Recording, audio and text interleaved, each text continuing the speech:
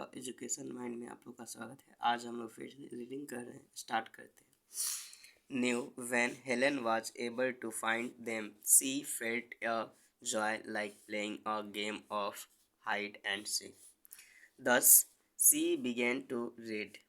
It was in the spring of 1890 that she learnt to speak. The wish to utter words was a strong desire within her.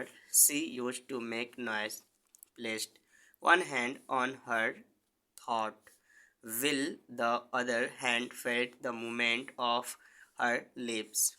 She was pleased with everything that made a noise and liked to feel the cat purr and the dog bark.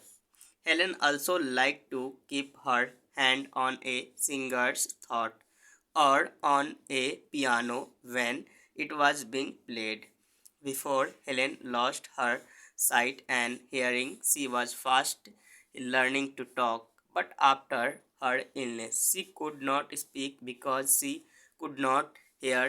She used to sit on her mother's lap all day long and keep her hands on her face. It made Helen happy to feel the movement of her mother's lips. According to friend, sorry, according to her friends, Helen laughed and cried like anyone else, and for a while used to make many sounds. She pronounced water as wah wah. This sound became less clear until Miss Sullivan began to teach Helen. She stopped using it only after she had learned to spell the word on her fingers. In 1890, Mr. Lamson, a teacher of the deaf who had just returned from a visit to Norway and Sweden, came to see Helen. She told her about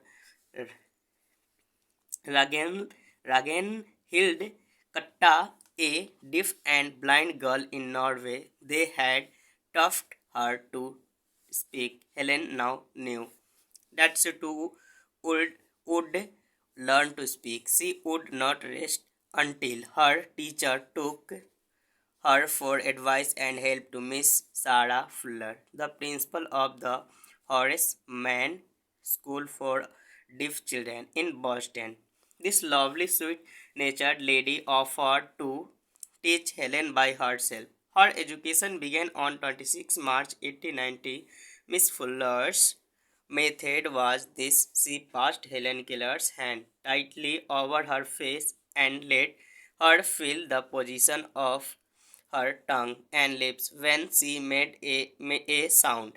Helen wanted to imitate every movement and in an hour had learned six sounds of speech. MPSATI. Miss Fuller gave her 11 lessons in all. It was the most surprising and delightful moment when Helen uttered her first whole sentence. It is warm.